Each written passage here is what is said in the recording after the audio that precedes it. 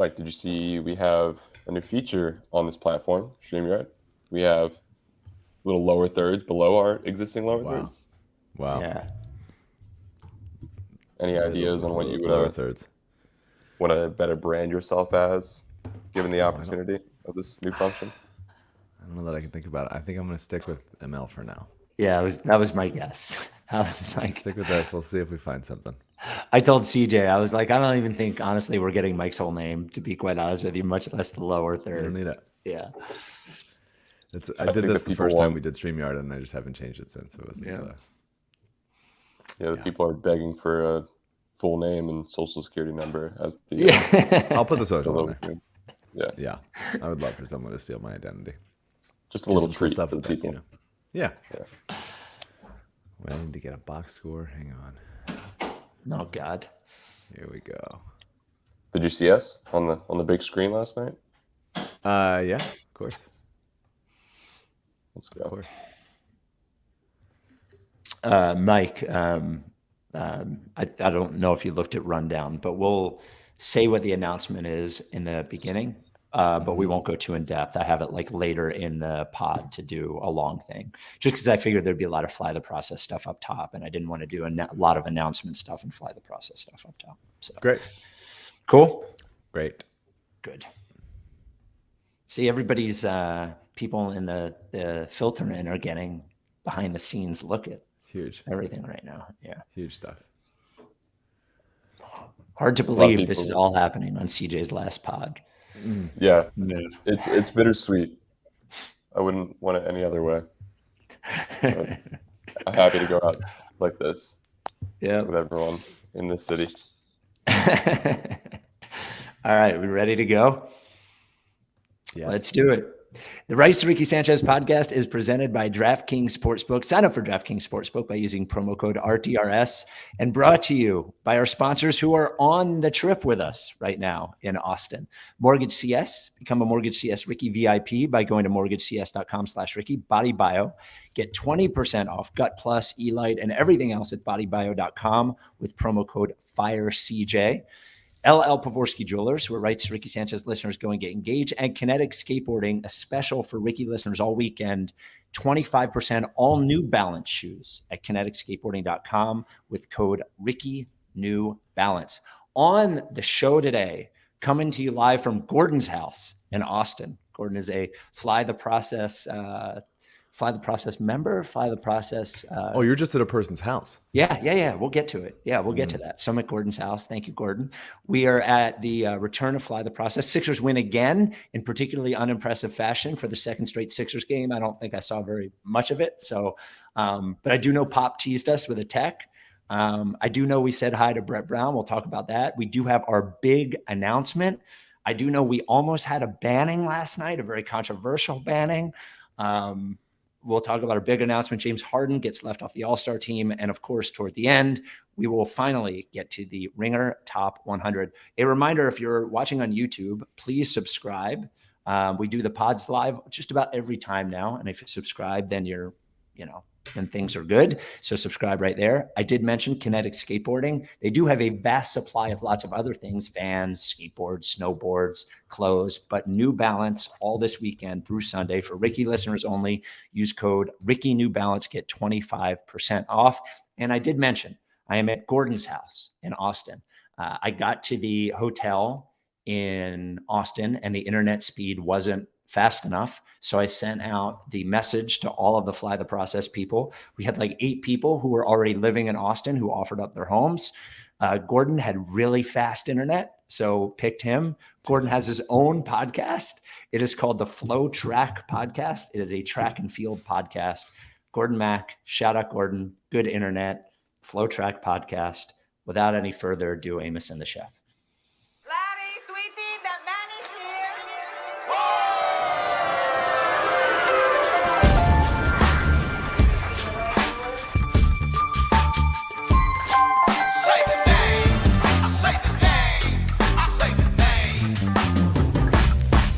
We were right, y'all. We were right. Even when it went wrong, we were right. We was right, y'all. We were right. So say the name. Say the name. We were right, y'all. We were right. Even when it went wrong, we were right. We were right, y'all. We were right. So say the name. Say the name. Say the name. Say the name. Say the name. I say the name. I say the name. Say the name. Likes Tricky Sanchez forever. Welcome to the Rice Ricky Sanchez podcast. I'm Spike Eskin, along with a guy that missed fire CJ chants in one Austin bar and one San Antonio bar over the last 2 days. That is one Mike Levin. Brutal for CJ. I was chanting them by myself. In Where my, you are, in my home, yeah. So before we get going, and we will get to the details of this later on, we have been teasing a major announcement. We will make the major announcement now and then give details later on. Of course, people have been wondering, is it really a major announcement? Are they actually firing CJ? What is going on? And the news is we're very sad to report that this is CJ's last podcast as producer of the rights to Ricky Sanchez. It's been a great couple years. It's just like he can't keep up. I'm just kidding. 3 years ago, almost to the day of when this will be, we were supposed to do Live Ricky 5. It was called Flip the Switch. It was at Underground Arts, going back to our roots. And the flip was switched. Unfortunately, it was switched off for a long time. Correct. The wrong direction. And we've been looking for a time to bring back the Live Ricky, and we are bringing it back. Live Ricky 5 Victory Tour with a special guest to be announced the day after the trade deadline because we want to make sure that person is here. Live Ricky 5, April 9th, Easter evening, April 9th at Underground Arts. It will be Live Ricky 5 Victory Tour, April 9th. We will have full details for you later on, but it will be at Underground Arts. It is a Sunday night. We look forward to seeing everybody in about, later on in the pod. We will give all the details. But Live Ricky 5, April 9th at Underground Arts. So it is also the night of the last day of this last game of the regular season will have been that afternoon. Right. Yes. They play 1 o'clock against the Nets. So we will be back. We will talk about that later. It'll be me doing an hour on the game. Just going player by player, talking about plays. Yeah, the last Nothing game of else. the season. So I'm actually in Austin right now at the first Ricky event since Fly the Process in Indianapolis. We're staying in Austin. We were in San Antonio last night. We did see Daryl. We did see Brett. I'm going to sort of let you pick as to like game stuff when we do that. Obviously, there was Kate Scott potentially being banned last night. There was a lot of names saying after Kate eventually did say the name. Sure. A lot of stuff. So what are we starting with here? Well, it's just a night. Look, the Spurs are a bad team at this point.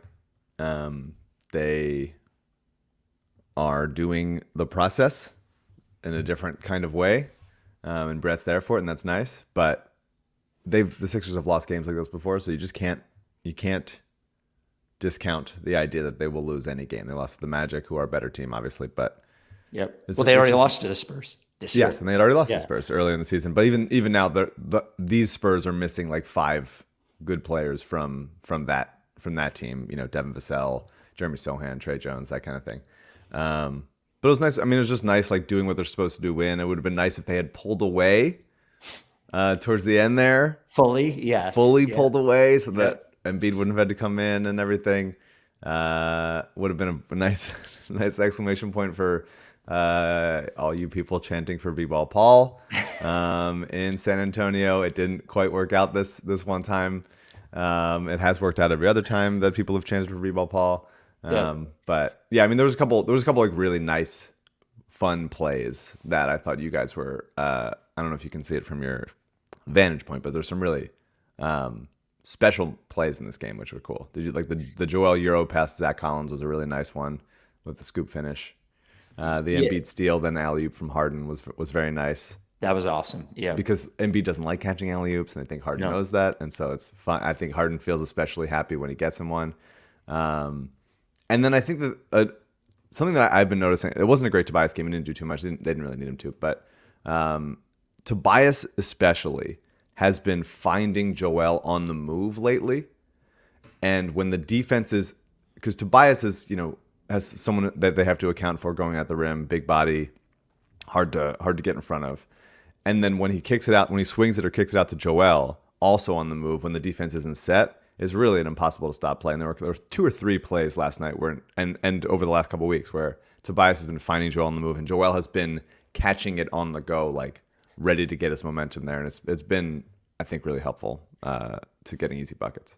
It does seem too like Joel has gotten a little, whether he's gotten better or he's tried more, or they've just been finding him like it just sort of finishing those plays rather than foul grifting it or catching it and doing something else, just continues toward because he's got such a nice touch and he does have good touch around the rim. And it does seem like on those plays he has gotten, he's just finishing the play, which is nice given how many free throws they shoot generally just to finish the play. Totally. Yeah. And it was good that you guys were treated to one of the worst first minutes of the game in basketball history. Yep. 3 turnovers in a minute. I looked at CJ. Well, so they've only won once on fly/bust the process. It was Minnesota. Minneapolis. Yeah, right. The one that you were at. Yeah. They lost Washington. They lost Brooklyn. They lost Indiana. They lost Indiana. They lost Milwaukee in just excruciating style. Yeah. But them coming out looking like shit. I looked at CJ. I was like, oh, there we are. We're going to lose. And he's like, yeah, it feels like a loss. So, yeah. Yeah. Harden did for a little while. He had a fine game, just like a caretaker game. But he did look like he was pretending to be old. Like he was playing as if he was like doing an impression of like a 70-year-old man playing basketball. Yeah. And I'm glad he worked out of that. And he did have a really nice drive and finish in traffic at the rim that ended with him hurting his elbow just before the half, but it seemed like he was fine. Yeah, I mean, a couple other, like the other thing about Joel, just before we move on from that, he's gotten so good. Like, do I wish that sometimes he would pass more so he didn't have to take tough shots? Yeah, but they're going to double him. So he has gotten so good at getting to his mid-range spots and making those shots, even when several people are coming over to contests. Like he's coming over for, like, he's getting into his hang dribble and then pulling up, and he's shooting it from a 7-2 vantage point. Like he's impossible to stop at that point. And so him being as good as he is while there's multiple hands in his face is remarkable, and something I don't think we've talked about that much. Melton just like carries them sometimes. There's sometimes when it's like no one else is going to make a shot, and Melton's like, I'll just have nine points in a row. Yeah, it sort of felt like there was a moment each from him and Maxey. And you mentioned what we saw and what we didn't see. I actually think being at a game, for me to actually see the game, I have to go by myself to really look at it. Yeah. And then, my constant anxiety that someone's going to do something that is get in a fight or something or be in the wrong place at the wrong time. Mm-hmm. I feel like I didn't see much of the game last night, but there was a moment each from Melton and Maxey where like they needed somebody to get hot for 3 minutes, and they each did it. And without those 2 moments, Melton in the first half and Maxey in the second, they probably could have lost that game. Yeah, for sure. Yeah. Melton just got to realize, like, I like him going at the basket, but he's got to recognize that he's not a good finisher. And to try to take less difficult shots around the rim and just like draw somebody in and then dump it off to a big rolling or kick it out to a shooter. Like he's always trying to finish in these difficult ways. And like he's athletic, but he just doesn't have good touch around the rim. It's never been one of his strengths. And so that is something I would like to see less of. Maxey was awesome. It was great. It was a great Maxey game. He was both Shake and Maxey, we talked about him a little bit, that Rich Hoffman article, them like carrying the second unit as going at the basket, getting to the rim, making things happen is just been really, when it works, it's really worked really nicely, and you can see it becoming a season-long thing and hopefully a playoff-long thing. Just finishing in different ways. Shake had a couple really, really nice plays. There was like a lefty floater that he had off a wrong foot. It was like he's a special, weird, funky finisher down there. And he bumped on a drive. He bumped Stanley Johnson, who's one of the strongest players in the league. Just bumped him off his spot and just like kind of leaned back for his little shake rock. It was really a very nice play. And then Maxey's been developing as like a foul drawer. each this is third season. Each season his foul his free throw attempts have gone up, and his even per 36 has gone up, and so that's something to look out for. And he's just like watching him go end to end at full speed, and then also switching sides at the last minute around the rim while still finishing like high off the glass, like with crazy body control. He's just like, he's special. And the developing more speeds. It's no longer just like him going like up to 11 on every drive. He's starting to like slow down, use change of pace, like bait people into stuff. It's both Shake and Maxey it's become, you know, this is probably the best guard play that a Philadelphia team has had, like depth wise and top line wise, in a really long time. Between Harden and Melton and what their strengths are, and then Maxey and Shake being as good as they are, it's been really nice to see. And like we've seen it enough times already where it shouldn't be surprising, but just Maxey getting room around the 3-point line with the ball and shooting 2 feet beyond the 3-point line and confidently. Like every time I see it happen, I still don't think it's going in because it just hasn't computed to me that he's good at it yet. But him having that 3-point shot as a weapon, and I know like we could continue to parse, you know, whether he could do this in starting role or not starting role, but I still continue to believe that giving him time on the court with only one of Embiid or Harden or neither will help him develop all those other things that he needs to develop, those other speeds you're talking about, the creation thing that you're talking about, just because he gets more chances to do them, right? Like there's just more opportunity when he is the second option rather than the third, or sometimes the first option. So, I think it's good for both of those guys to not have to carry it, especially in bad games like this. Like the fact that Joel and Harden played under 30 minutes in a game like this is like, that's nice. That should be exactly what happened. Dude, absolutely. How was the crowd reaction on the 2 floaters Matisse made? Was the Ricky situation? Was the Ricky section buzzing? Were people seeing the corner being turned? I don't know. CJ, do you have reaction on that? I don't remember reaction on that. So a couple really nice Matisse plays. I do remember the plays, and I think the reaction was overall pretty mild. Nobody else. Mild. Good. It wasn't mild for me because like a Matisse fake handoff into like a dribble drive floater. It's a very, you know, there was a rumor about Matisse being linked to the Warriors. Like that's a very Warriors type play. Like where there's, you know, a shooter coming around, the defender, you know, collapses onto the shooter coming, and Matisse can just drive, and he finished nicely floater. He did it again later in the game, tried for kind of like a crazy reverse scoop that he did miss, which was insane. It was an insane attempt to make, but he got the rebound and put up another floater and went in. And it's just like starting to, it's not even like no one's thinking Matisse is going to be like an option offensively. No one thinks that he's going to become like scheme plays to get him the ball in space, whatever. But like, it's just him being not nothing. And Ben was nothing for like a season, or at least a couple months there, and PJ Tucker has been nothing for so much of this year. Like it's hard to play with. Trez is nothing a lot of the time, a lot of places on the court. It's hard to play with guys who are just like fully non-factors, fully like the defense does not have to consider you whatsoever. And for Matisse to just start to open the door a little bit to him doing some stuff offensively, along with the jumper, which has been fine lately, even though he's not taking a ton of shots as much as you'd want. It just gives another factor. And so I'm really interested to see. There's 2 games left before the trade deadline. I'm really interested to see what happens with Matisse. Can't wait to see his 4 moments, good offensive moments a year in Sacramento. MortgageCS is... I would love it and root for it. Sacramento very good, by the way. We love MortgageCS. MortgageCS is on the trip with us here at Fly the Process. Ben and Alec are both on the trip. Ben told me that every time I give out his cell phone number on the pod, people text him. So if you're watching this live, please text Ben, the CEO of MortgageCS, 267-391-7425, 267-391-7425. I think it is important that not only for the sponsors, for them to come on trips like this, but like for our people to see that the sponsors are all in on us and like real deal.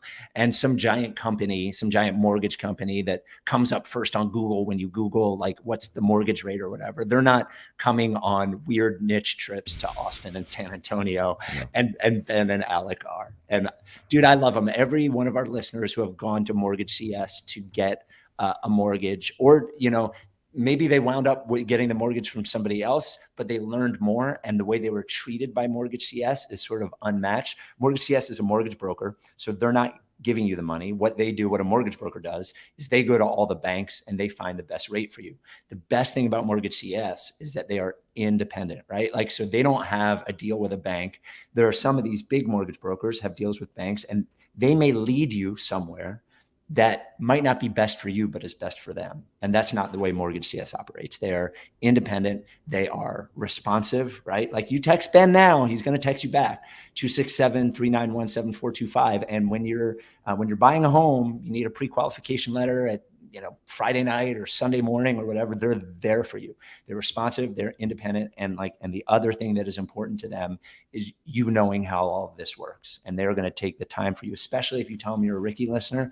They're going to take the time for you. They're going to take and they're really going to have you feeling comfortable about a process that is not really that comfortable most of the time. You either call or text Ben at any time, 267-391-7425, like right now, asking what he's doing, or go to mortgagecs.com/Ricky, mortgagecs.com/Ricky. Schedule your consultation with MortgageCS. They're the best. Love them. Or knock on their hotel room doors.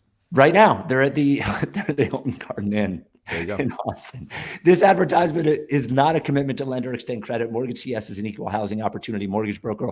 All loans are subject to credit approval. Certain restrictions may apply. Company NMLS 1464766766. Visit mortgagecs.com/Ricky for more information. Last thing in the game is just that George Niang is a hugely important part of this team. Just like a massive shot part of this making team. is The just shot making, and then also like he gets it up so quick that they have to close out fast, and then he's crafty enough as a dribbler. He's obviously not fast, but because he gets it off fast, he's attacking them off balance, and he has those little like Dario style clumpy flump like finish around the rim, like use his big ass to get in somebody, and like he can finish with touch around there. It's really nice. He's just good. I'm like, I was rattled by the report that like they might be trying to upgrade his position. Like, that's just not possible. That is not a possible thing that you're going to upgrade George Niang out of this rotation. Like, it's just not. He's too good and too relevant to do it. When I made the mistake a couple years ago of saying during a worse Tobias period that Mike Scott gave you 70% of what Tobias gives you. I remember that. That was a better Mike Scott time and a worse Tobias time. Yeah. That was not the case. George Niang does give you close to what, not close, but they're both helpful. But he is that kind of player that like can really impact the game. Like, Tobias is obviously a better one-on-one player and stuff, and you can play those guys together because of how much better Tobias has improved on the defensive end and how Niang competes over there, and they can do different stuff. But he's a really, really useful player. And I would honestly, if there's, I don't know fucking how to do it, but if there's a way to extend George Niang like immediately, I would do it. Give him another 2 years. Like, he's really relevant to this team. I agree with you on all of those things. I've been through the Sixer targeted relentlessly in the playoffs bit. And it's just like, there's never been, I don't disagree with anything that you said, right? But there's never been a bigger difference between regular season NBA and playoff NBA.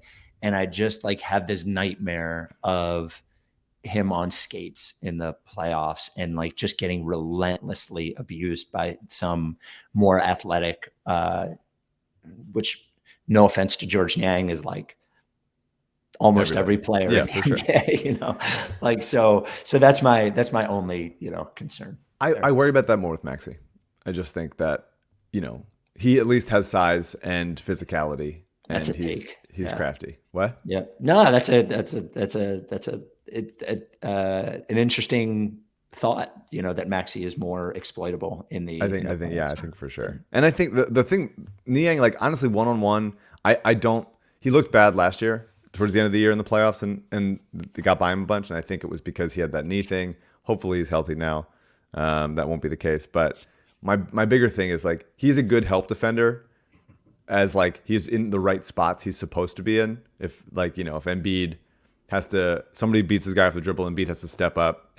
Niang is always there, like next to the guy that's about to get a tip dunk, like, and you just can't do anything about it. Like, either he's getting tip dunked over, or he has come too far, or like that's what they're telling him to do, and then he has to like run 23 feet to the corner to try to attack a closeout, and he's obviously just not fast enough or long enough to do that. That's more my frustration, seeing him in places that, like, you know, Matisse in those situations can close out and affect a shot, whereas Niang can't. So that's more like if they're helping too much, if they're not stopping at the point of attack, then the weaknesses and the lack of athleticism and speed and size from the back line, aside from Embiid, is what starts to hurt them. That's more my concern.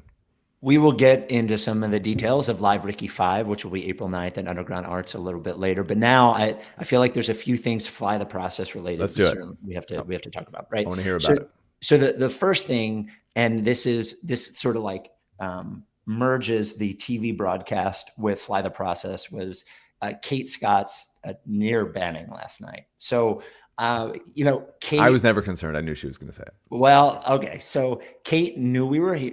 I was just having flashbacks, not specifically. I was having Doris Burke flashbacks and in Milwaukee, and Doris knew, and Zoom off too, right? Yeah, I don't know if Zoomoff has ever said the name, to be quite honest with you. Yeah. So, you know, we were in Milwaukee for Fly the Process. Doris had followed the Ricky account. We had sent her the information of why we were there. And Sixers fans gathered us in Milwaukee. Yeah. So, you know, Kate, many fallen soldiers have before. Yep. So Kate knew we were in San Antonio. I told her, and I was like, you know, here's where our pregame thing is. And she was going to say hi to everybody after the game, which she eventually did. And we love Kate. Kate has been on the pod. And, you know, we're sitting there not listening to the TV broadcast. Sure. And, you know, but I'm keeping an eye on Twitter, and all of a sudden I get a text from Amos, and he's like, yo, Kate, just Sixers fans gathered you guys. And I look at the Twitter, and the Ricky Twitter is like, honestly, it was some of the best tweets I've ever seen in my life to us. It was just like, no, Kate, please don't do this. We're going to have to ban you. Yeah, for sure. Like the tweets were all like tough but fair tweets. Yeah. CJ, I don't know if you can put up that one that made me laugh. This one in particular, this tweet I was cracking up at.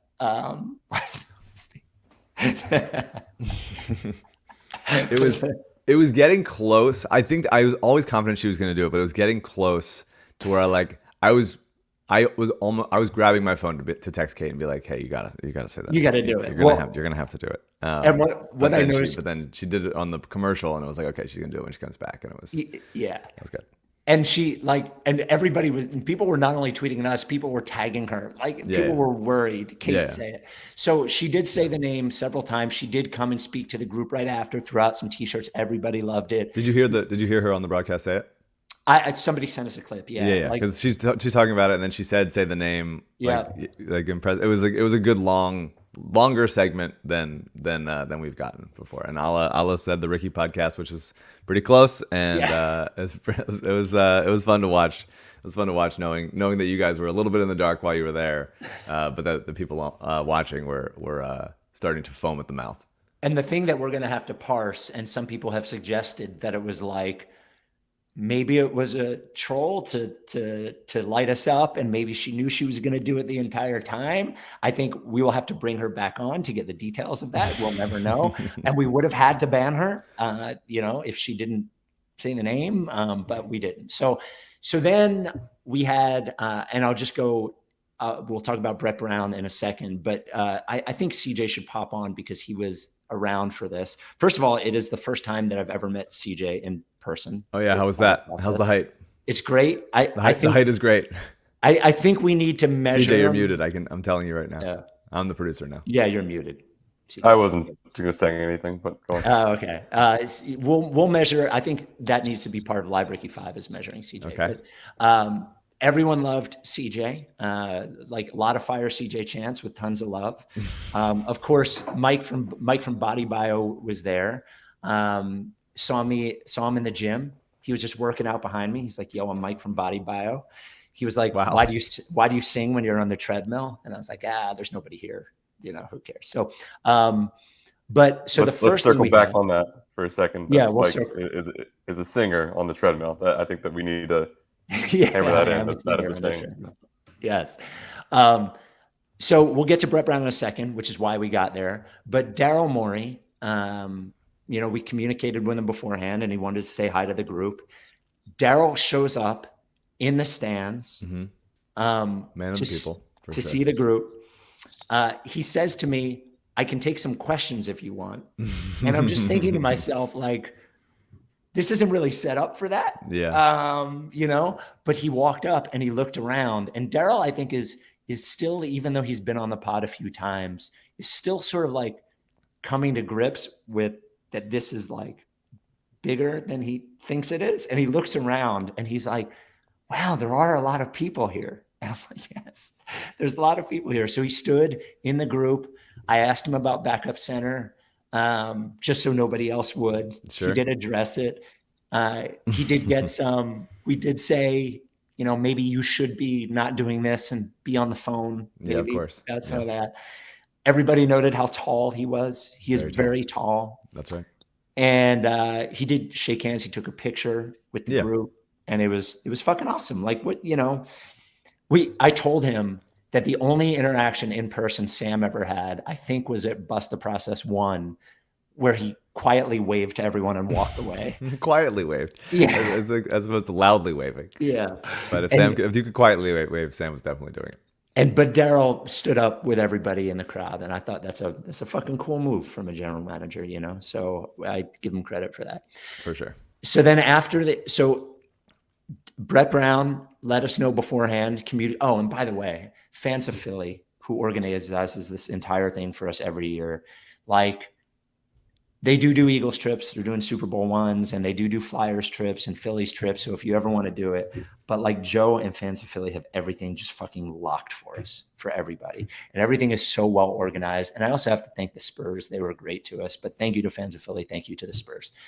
So the Spurs. So what's the rankings of who was the worst? Was it Milwaukee or Minnesota that was where? No, Milwaukee was cool. Minnesota was fine, even though Joe had to give them $10,000.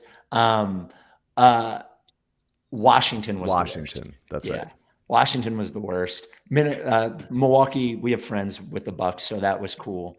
Minnesota wouldn't sell us tickets until we gave their nonprofit a bunch of money, whatever. The Spurs were super nice. So the Spurs reach out to Joe right before the game, and they're like, Brett's buying everybody a beer. There you go. And then the Sixers reach out. They're like, we're buying everybody a beer too. Wow. Yeah. So we saw Brett after the game, and he did mention that Philadelphia will be his permanent home when he's done coaching. That's where his kids live. It's where his wife lives. Mm-hmm. He was super genuine in his thank you to everybody. And I just he did seem surprised. He said words to everyone, started an Eagles cheer, and was ready to leave. And then everybody started filtering onto the court. And he goes, oh, we're doing a photo too? But he shook every person's hand who came down, took selfies with people. It was fucking great, man. It was great. Classy guy, still handsome. Still got it, even as assistant coach. Yeah, great looking. So that was it. CJ, did I miss anything? He sat on someone's knee for the picture. Oh, yeah, for the picture. Yes. Yeah. Whose knee? Some listener. Wow. If you're reveal yourself, listener, and talk about Brett's butt on your knee. I want to know about it. Yep. Fantastic. By the way, the bars that we've been to in Austin and especially San Antonio, Maddie, what was it called? Maddie McMurphy's or something in San Antonio. Honestly, people down here are so nice. So thank you to everybody who's been so nice for us. All right. Before we get to Harden, Was it the fifth process trip? Brooklyn, Washington, Milwaukee, Minnesota, Indiana, and now San Antonio. Six. Yeah. Okay, so 6 out of 29 teams we've now been to. Yep. Pretty big. Pretty Very good. big. Pretty good job, Joe. Thank you to everybody who comes on. It was so nice to be around everybody again, and everybody maybe a little less nice on the buses on the drive home when everybody's been drinking for 6 hours, but just in general, very nice to be around everybody. And I truly appreciate Joe, but I really appreciate the people that come on the trip and are part of this. Somebody who came on the trip, as I mentioned, is Body Bio Mike. Body Bio, a sponsor of the Ricky. We love Body Bio. They handed out samples of Elite to everybody, which on a nice. drinking trip. Yeah, very, very smart. Bodybio.com. You go to bodybio.com, you use promo code FIRECJ. You get 20% off everything, including Elite. I was explaining to people at the bars last night how Elite solved my cramping problem. And Gut Plus has been such a find for you as a guy who has gut problems his entire life, right? I mean, it's been awesome for you. Been great. So, and they're they're not expensive. They're not Elite I do a capful in the morning and at night, and Gut Plus is 1 or 2 pills a day. They basically, Gut Plus takes, if you're taking a probiotic, what Gut Plus does very simply is it takes the place of your probiotic, and it's more effective in allowing your body in killing bad bacteria and allowing your body to make its own probiotic. And that's naturally what's better. And what it does is it helps with those symptoms that you're taking the probiotic for, right? Like it helps with bloat, it helps you be more regular. And honestly, the 3 tenets of health, as far as I can see, are gut, brain, and hydration. Like those things are super important. And this one, if you're going to take one gut supplement, it's Gut Plus. So go to bodybio.com, use promo code FIRECJ, all one word, for 20% off everything. That is bodybio.com, promo code FIRECJ. I just thought about Gordon just abducting you live on the podcast. Just so putting a bag over your head, just pulling you away and be like, well, Gordon hosts the pod now. So I saw some Ricky guys in the elevator at the hotel before I came, and they're like, hey, we're going to get breakfast. And I'm like, hey, I'm going to somebody's house to do a podcast. I was like, if I don't return, I'm in Gordon's freezer. Yeah. I said, Mike will probably just do the podcast with Gordon from that point. Yeah. I think as long as Gordon does the rundown and stuff, I think. Yeah. Gordon's very good. Keeping me moving, keeping the trains on track, all that stuff. So before we get to Live Ricky 5, the All-Star reserves came out yesterday. We're going to fight about them. Total argument. No. All-Star reserves come out. Here are the rules. The coaches select the 14 reserves total, 7 in each conference. 2 guards, 3 front court players, and 2 wild card positions, any conference in their respective conferences. The Eastern Conference All-Stars are as follows. Bam Adebayo, Jaylen Brown, DeMar DeRozan, Joel Embiid, Tyrese Halliburton, Drew Holiday, Julius Randle. Let me just say, all of those players are deserving of, I don't think any of those shouldn't be in the All-Star game, for sure. But I think amazingly, there are some players that get benefit of the doubt because they've been good their entire career. And it seems like it's the opposite for Hart somehow in this respect, in that I just think it's, to me, pretty obvious that Harden should be in over Holiday. Harden should be in over Randall. Harden should be in over DeRozan. I wouldn't put him in over Jaylen Brown, but I think you could make an argument that he could be in over Jaylen Brown. And I think you can make an argument he should be in over Tyrese Halliburton. Like James Harden should be on the All-Star team. Now it's possible that one of these won't play. You know, Halliburton's still hurt. I don't know if he has a timetable to come back, but he played the other night. Oh, yeah. Halliburton did? Oh, I didn't know he had come back. Okay. So there you go. So I just you agree mostly, I think. Yeah, I mean, it's weird. I think Harden is a very polarizing figure. I think people don't tend to like him. Coaches wise, I think the players like him. I think the fans like him. But I think coaches and media tend to be a little bit ornery about Harden. I tend not to give a shit about this. It's with Joel, it was I feel Joel's pain in my heart. Anytime he's upset about anything, I feel like I feel it, and Harden is just not quite our guy yet in a way that makes me be, so empathetic to him. I don't think he ever will be. I think Joel's a special case. It was important enough to you to tell me that you felt bad about my view on life. Well, not for Harden. It's just Harden specifically. I'm happy that I don't mind him having a chip on his shoulder. I don't mind him being pissed off. For sure. And also he has obviously gotten. His shooting numbers are way better this year from outside, which is the best 3-point shooting in 10 years.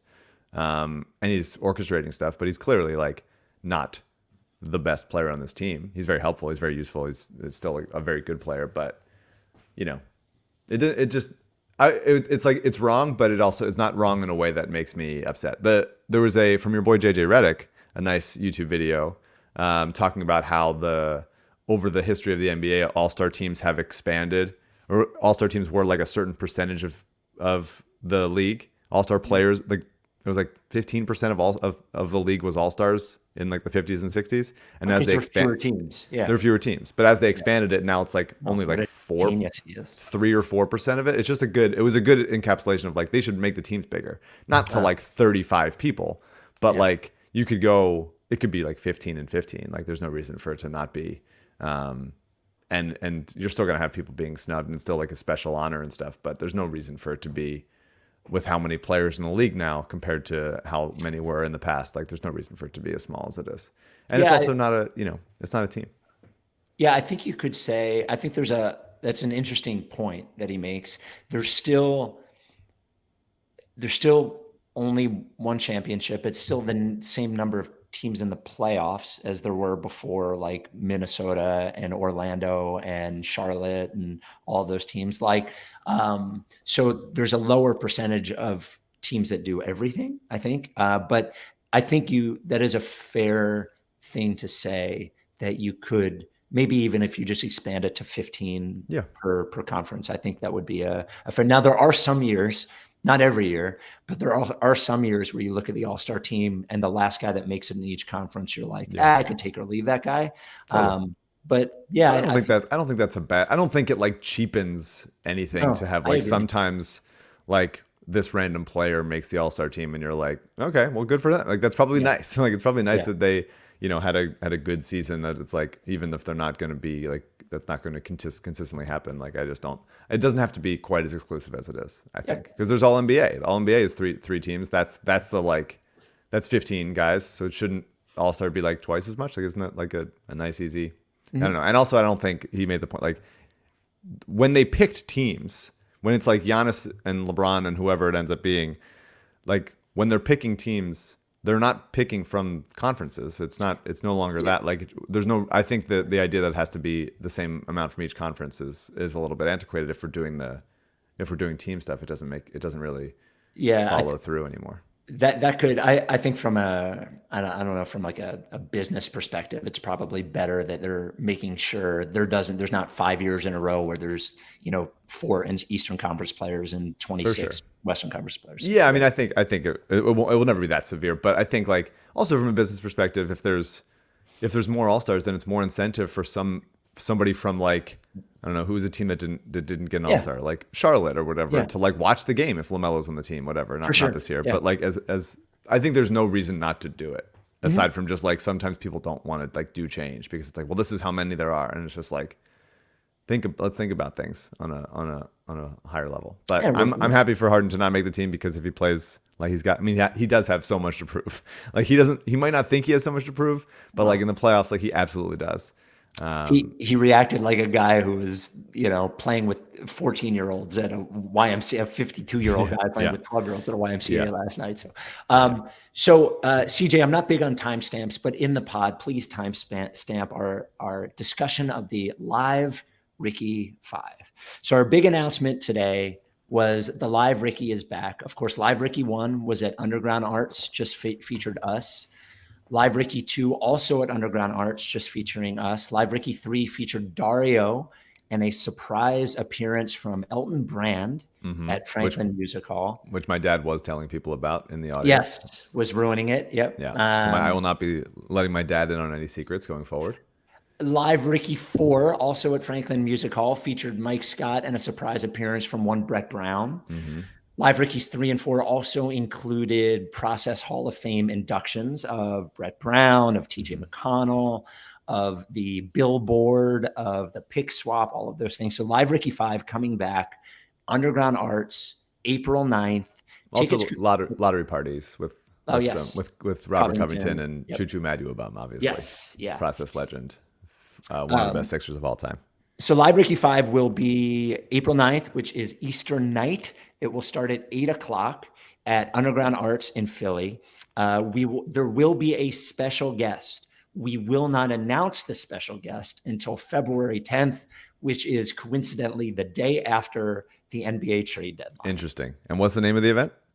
The name of the event is Live Ricky 5 Victory Tour. Okay, interesting. Could be anybody. Could be anybody. Been victorious. Yes. Could be anybody. So we are announcing that February 10th. Tickets will go on sale. There is a pre-sale. So there's 2 levels of tickets. And by the way, the last times we've done Underground Arts, it's been standing room. We're doing seated at Underground Arts. I just think it's better. I like seated better. So the pre-sale, there will be a VIP ticket, which will be a picture with the Kornblau VIP. The Kornblau VIP ticket Love it. will be Just a phrase that I really love hearing. Kornblau VIP will be a picture with Kornblau, a picture with our special guest, a couple of drink tickets, commemorative item, which we are still working on, but it'll be great. It's always been great.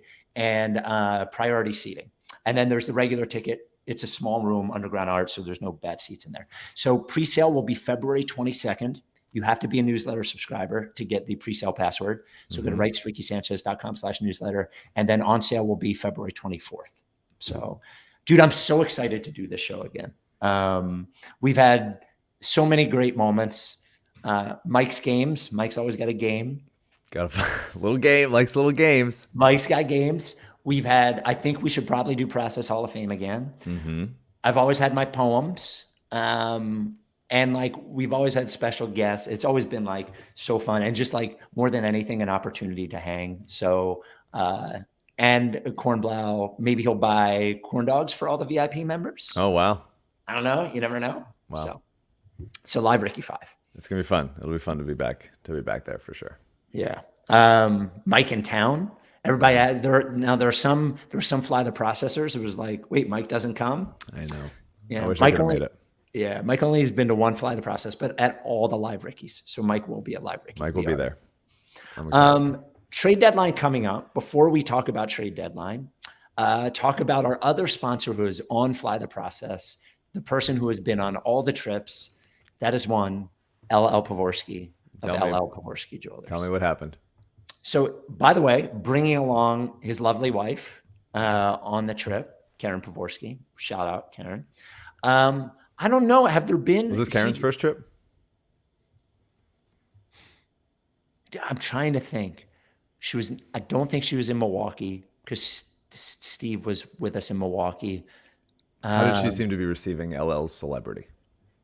Oh, come on. She loves it. Okay, I was wondering. It would be funny if she was putting him in his place. Now, also, CJ's girlfriend came along and she gets Whoa. to see CJ's celebrity too.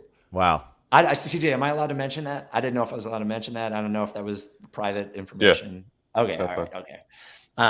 But LL Pavorsky on site at the happy hour, listeners asking me at the happy hour on Thursday night, is LL coming? He walks in fashionably late, fucking buying me drinks, owning buying the place. people drinks, owning the room. What was on his head? Oh, his hair looks amazing. Oh, no cowboy hat. No cowboy hat. So is he banned? LL can't. No, we're never banning LL. There's nothing LL could do to be banned. Okay. I would love to see him try to get banned, but there's nothing he could do.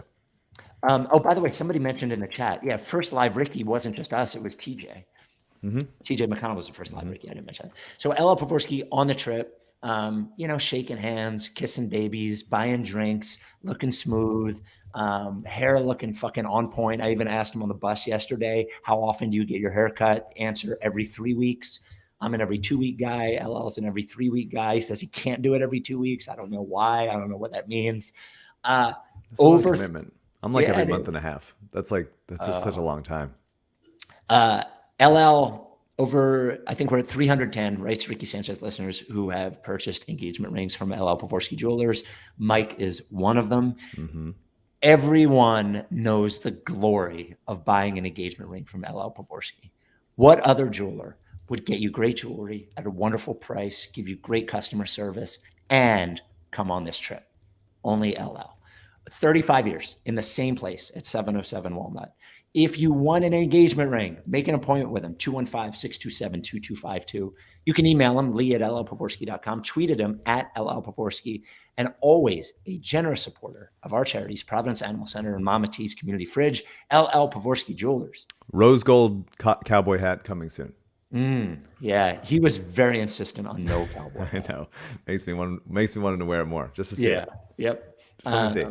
Somebody at least Photoshop it. So the NBA trade deadline, as we mentioned, is the 9th, which is Thursday. The big story in the NBA yesterday, because it's fucking so stupid, is Kyrie Irving, who a week and a half ago was talking shit on James Harden in that everyone on the Nets was all in this year and not halfway in. No, nobody's halfway in. Nobody has their foot out the door. Leaks that he wants a trade because his extension talks aren't going well. Which when a couple of weeks ago when you said we were doing the DraftKings odds of like who was favored and it was the Nets, and I was just like, I can't believe people, if anyone bet that when they were like favorites or co-favorites, like those people should have their like license revoked. Like they shouldn't be allowed to, assuming that was going to work. Like if you get them at like a low odds, then you're like, let's take a flyer on it. Great. But if you're like, oh, they're the second best odds and I'm going for it. Like, oh my God. Well, I think from a DraftKings perspective, I think their whole thing is if I'm an odds maker, I'm like, they're high variance. I don't want to take a bath on people betting on low odds. I might as well make them short. For sure. I'm just saying if people, I'm not saying the odds were bad. I'm just saying if people bet it, then those people are out of their minds. For sure. Yeah, I agree. At short odds, I have no idea why you would bet it. Yeah. So Kyrie wants to trade. Zach Lowe mentions, and like the obvious thing is that it's Lakers or Mavericks. Just to give you an idea of, the Suns crept in there for a second on some. An idea of like how fucking stupid this all is. I mean, Kyrie, there's a lot of things personally, obviously, that people have found problematic with him. I personally don't give a shit. I think I'd rather my players be nice people and good people, but my position is I don't really know most of them anyway. But like Kyrie is a bad teammate. He's a fucked up bad teammate. Everywhere he goes, they get better when he leaves. Like he is a shitty player to be on the same team with. I think like that is obvious. And for him to do this here, and then LeBron James to tweet out like the eyes emoji and a king emoji, like what a fucking loser. Like everybody involved in this thing is a fucking loser. I do think if he goes to the Lakers, if he is functional for 2 months, like could they catch lightning in a bottle? Like he does solve a lot of issues for them. It does make them a lot better than they are now. But I don't think it has an effect on the Sixers unless, as many people have speculated, whether that makes KD a target, but I don't think it makes KD a target before the deadline. And I don't think the Sixers have enough to trade for KD anyway. So no. Your thoughts on just crazy stuff, man. It's just like, it's wild. Lame. It's wild to, I mean, just basketball, because talking about Kyrie as a person is not a fruitful endeavor. Yeah.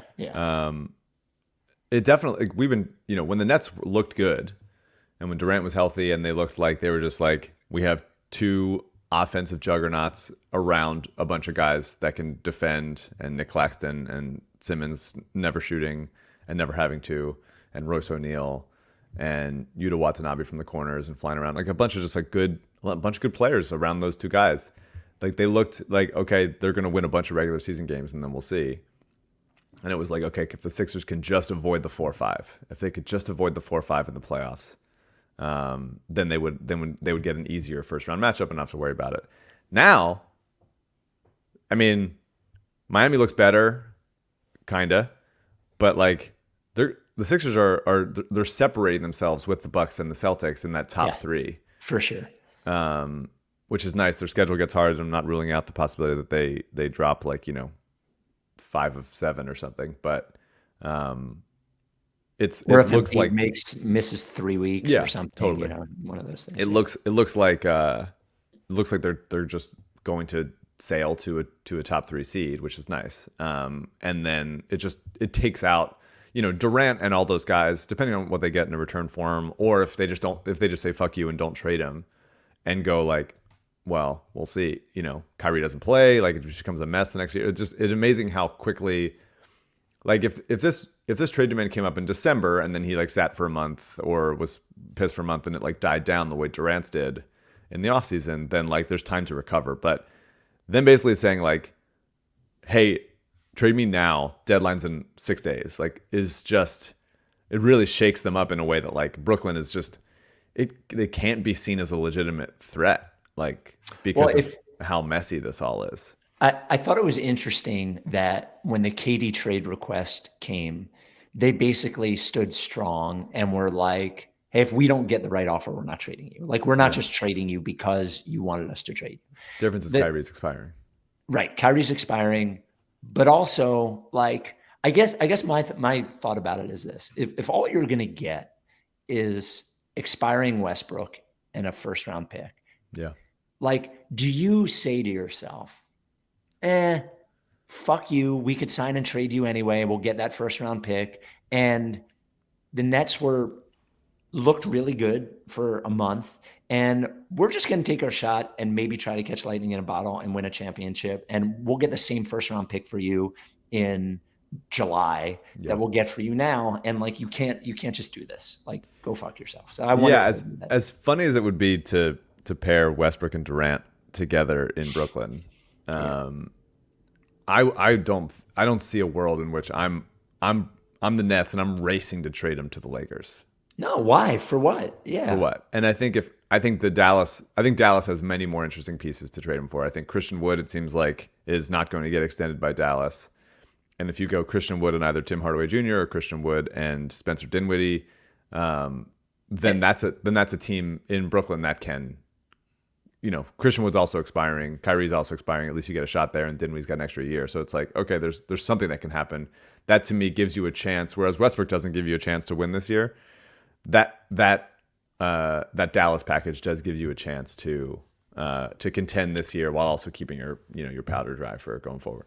Yeah, and I'm not a Christian Wood guy at all, but former Sixer, process legend. Yep. But the combination of like Nick Claxton is a guy that you like. If you want to be a Christian Wood team, you need a player like Nick Claxton, because Christian Wood, in your head, he's like, oh, he'd be a great guy to be a center, but like, you need a center with him.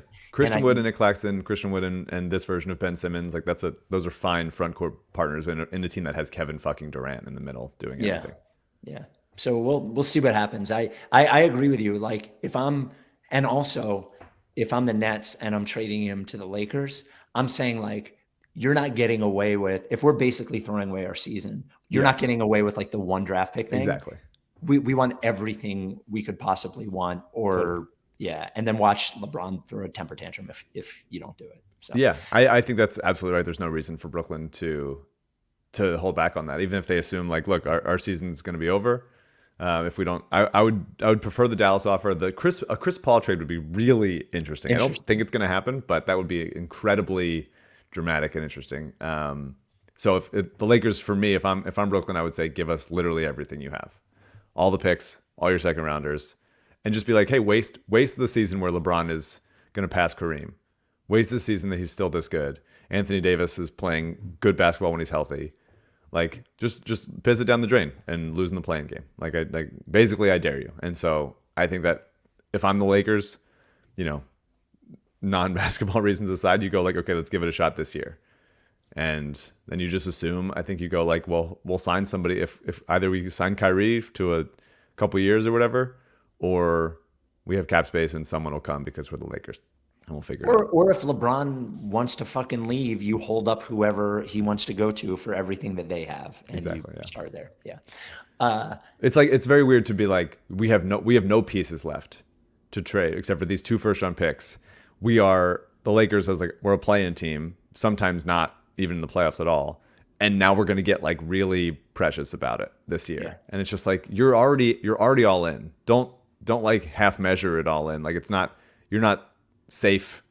Next year doesn't look better because you have those 2 first round picks. Like, there's just LeBron still looks incredibly good. Like, it's crazy how good he is at basketball still, capitalize on that, or it's just it's over anyway. But I can't do voicemails from here because I don't have the equipment, and so we're not going to do voicemails or mailbag. If you want to leave us a voicemail, 833-LickFace. You want to send us a email, right? StrickySanchez@gmail.com. I did before we get out of here. I thought the Spotify question of the pod, and there was a hard to stomach YouTube comment of the week from last week that I feel like we need to get to that is CJ related.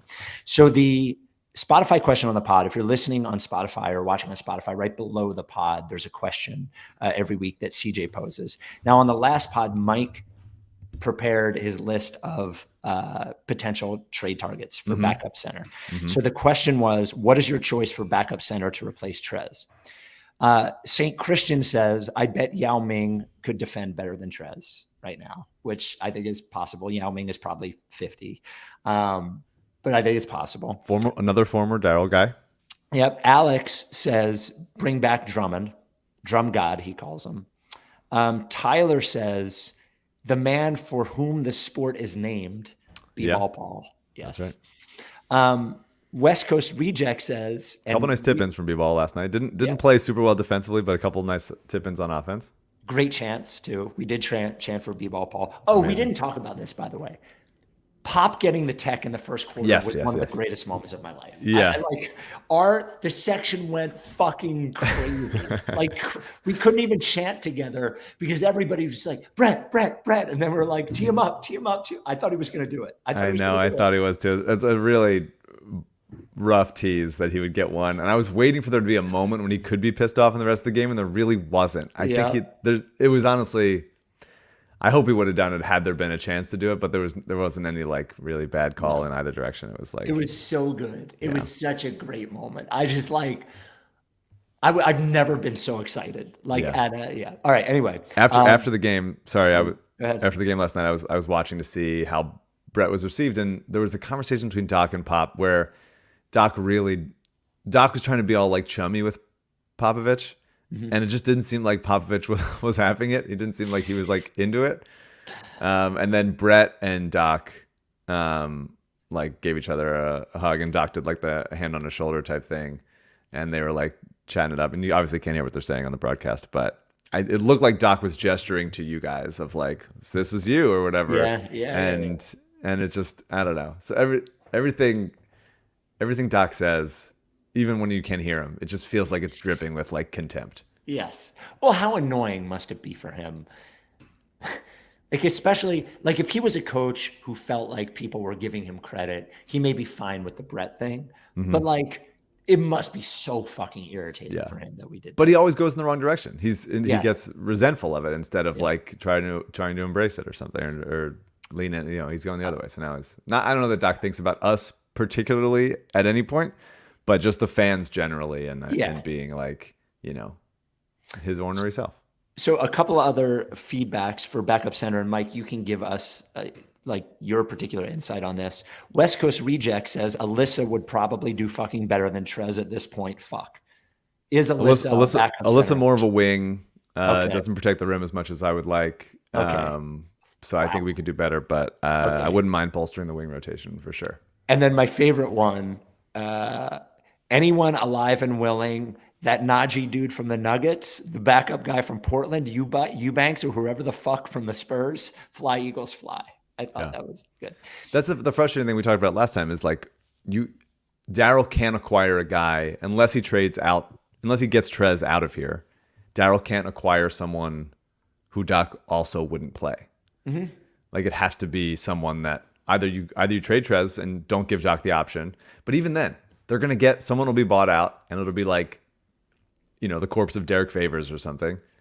And we'll just have to watch. I mean, if Derek Favors is still good, then great. He was a good player, but I doubt it. I doubt he still has it. But the kind of DeAndre Jordan, pick up at the buyout period when you're just he's going to do it. I get not spending a bunch of resources on a backup center. I get not you don't want to trade that Charlotte pick for a backup center because that's basically a first round pick this year. But man, they need to have somebody who can do something. So before we go, and I do want to bring CJ on because I need this answer. The hard to stomach YouTube comment of the week. I had it up for the last pod, and it may have well has been written in Latin because I just don't understand what it means. The comment says, CJ, and I hope none of this is like bad words. Like I don't even understand what this means. CJ is such a Hasanabi head that he can't help himself but sneak references into the pre-pod Luigi with boobs. Yeah. So the Mike, do comment you is understand what that means? No, not at all. Okay. okay. So the comment is from the Twitch user whose profile picture is Luigi with boobs, Okay. who we Okay. have brought up before on Okay. playoff pods, and like Okay, the images have been okay. brought up. So that's what that means. What is Hasanabi head. Hasanabi? Hasanabi is a Twitch streamer who sometimes starts his streams with "we're live and alive." So I think I say that sometimes without realizing, and that's what he's referencing there. So Got it. Another streamer starts his stream by saying "we're live and alive." Whenever I start the stream, sometimes I will say that. So Got it. I believe Thank that's you, what CJ. he is referencing. Yeah. Well, Stream culture. stream culture. Who knew? So we will be back later this week with our trade deadline, sort of preview pod. I do before we go again. Not only an enormous thank you to Brett Brown, Daryl, the Spurs, the Sixers, the bars here, fans of Philly, of course, but everyone who came on the trip. It has been over 3 years since, part of doing the pod is being able to see everybody in person and being able to experience that. And we have people here, Mike, who traveled from Nashville, San Francisco, Chicago, Hawaii, Florida, Boston, Philly, it's just the best of the best. And it's so great to be around everybody. And I just thank everyone for not only listening to the pod and hanging, but coming on the trips is always really special for me because I get to see everybody in person, interact. I'm very thankful. Amazing. And Yeah. I'm happy we got some. I hope the game delivered and Pop at least gave you a little tease. And Brett was Brett. I got to hear from the guy whose knee Brett sat on. I would love to know what that was For like. sure. And we'll release. Leave a voicemail if you're the guy. Yes, please. 833 Lickface. And we have CJ recorded the video of Brett, his speech to everybody. So we'll put that out at some point. Very nice. So many Eagles cheers. There you go. Just so many. What a time for Philadelphia. Yeah. So, all right. So we will talk to you. What night are we doing the pod? Wednesday, right? And also thank you, Gordon. Yes, Wednesday. Oh yeah, Wednesday after Gordon. Sixers Celtics. Thank you, Gordon, for a huge game. By the way, Sixers one game behind the loss column, 2 games behind. One the loss game behind column. the loss column. Tomorrow it's Sixers Knicks and then Celtics on Wednesday. Thank you, Gordon, for again his podcast. Hold on, I want to get it right. Gordon Max Track and podcast. field pod. Well, it's better to own an audience. Sure. than, who nobody needs any more Sixers. For sure. pods. People still react to me anytime. Last night I was telling people I have a podcast in the morning, and they're like, "What about what?" And it's like, I don't know. At this point, I don't know. The Flow Track podcast at Gordon Mack on Twitter. Flow Track. He's even texting me right now because he's listening upstairs. So Wow. there you go. So He's Flow gonna Track fucking come podcast with Gordon an Mack. axe Yep. and just start smashing through. And if this is my last pod, Yeah. please enjoy Thank you, Gordon. Mike, and CJ. That's right. For the rest of Charlie. We'll talk to you next time. Are you down with TTP? Yeah, Lickface.